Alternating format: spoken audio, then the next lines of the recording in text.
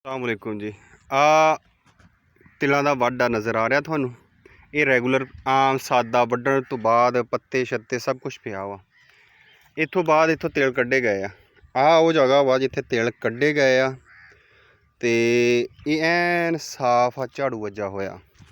दा मकसद ये हैगा कि फसल कढ़ ली गई, फसल बाड़ी विक गई, किसान ने जो खट्टिया वट्टिया वो लैदा गल आ।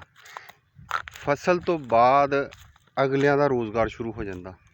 ਹੁਣ ਜਿਨ੍ਹਾਂ ਨੇ ਫੱਕ ਖਰੀਦੀ ਆ, ਠੀਕ ਆ, ਕੁੱਠਲ ਕਹਿੰਦੇ ਆ ਕਈ ਲੋਕ, ਉਹ ਫੱਕ ਜਿਹੜੀ ਹੈਗੀ ਆ ਉਹ ਲੈ ਕੇ ਗਏ। ਉਹਦੇ ਲਿਜਾਣ ਤੋਂ ਪਹਿਲਾਂ ਇੱਥੇ ਓੜ ਤੋੜ ਫਿਰਦੇ ਆ।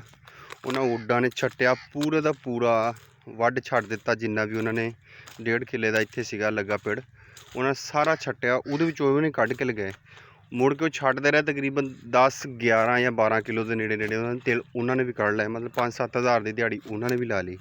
ਹੁਣ ਜਿਹਨਾਂ ਨੇ ਕੁੱਠਲ ਲਿਜਾਣਾ ਉਹਨੇ ਵੀ ਦਿਹਾੜੀ ਲਾ ਲਈ। ਮਤਲਬ ਇੱਕ ਕਿਸਾਨ ਦੇ ਨਾਲ ਚਾਹੇ ਉਹਦਾ ਕੱਖ ਕਾਂਤ ਬਚਿਆ ਜਾ ਹੋਵੇ, ਉਹਦੇ ਨਾਲ ਚੰਗੇ ਭਲੇ ਲੋਕਾਂ ਦੀ ਰੋਜ਼ੀ ਜੁੜੀ ਆ। ਤੇ ਇਸ ਟਾਈਮ DAP 14,000 ਪਲੱਸ ਹੋ ਗਈ ਆ ਤੇ ਨੈਟਰੋਫਾਸ 9200 ਹੋ ਗਈ ਆ। ਠੀਕ ਆ, 7,000 74 7500 ਤੋਂ ਲੈ ਕੇ ਹੁਣ ਤੁਸੀਂ ਦੇਖੋ, ਜਦੋਂ ਕਿਸਾਨ ਮਰੂਗਾ ਉਹਦੇ ਨਾਲ ਕਿੰਨੇ ਤਬਕੇ ਨੇ ਮੁਤਾਸਰ ਹੋਣਾ। ਤੁਸੀਂ ਛੋਟੇ ਸ਼ਹਿਰਾਂ 'ਚ ਚੱਲ ਜਾਓ, ਵੱਡੇ ਸ਼ਹਿਰਾਂ ਦੀ ਤਾਂ ਗੱਲ ਹੀ ਨਾ ਕਰੋ। ਉੱਥੇ ਤਾਂ ਬੈਠੇ ਨੇ ਜਿਹੜੇ ਬੈਠੇ ਆ। ਤੇ ਛੋਟੇ ਸ਼ਹਿਰਾਂ 'ਚ ਚੱਲ ਜਾਓ, ਦੁਕਾਨਦਾਰ ਕੋਲ ਜਾ ਕੇ ਪੁੱਛੋ ਵੀ ਤੇਰੇ ਗਾਹਕੀ ਕਿਉਂ ਨਹੀਂ ਆ ਰਹੀ।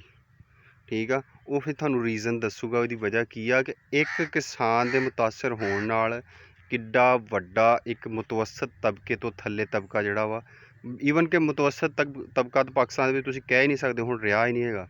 ਸਫੈਦ ਪੋਸ਼ ਜਿਹੜਾ ਹੁਣ ਉਹ ਗਰੀਬੀ ਦੀ ਸਤ੍ਹਾ 'ਚ ਆ ਗਿਆ ਵਾ। ਠੀਕ ਆ, ਉਹ ਹੁਣ ਕਿੰਨਾ ਵੱਡਾ ਤਬਕਾ ਵਾ ਜਿਹੜਾ ਮੁਤਾਸਰ ਹੁੰਦਾ ਸਿਰਫ ਇੱਕ ਕਿਸਾਨ ਦੇ ਮੁਤਾਸਰ ਹੋਣ ਨਾਲ।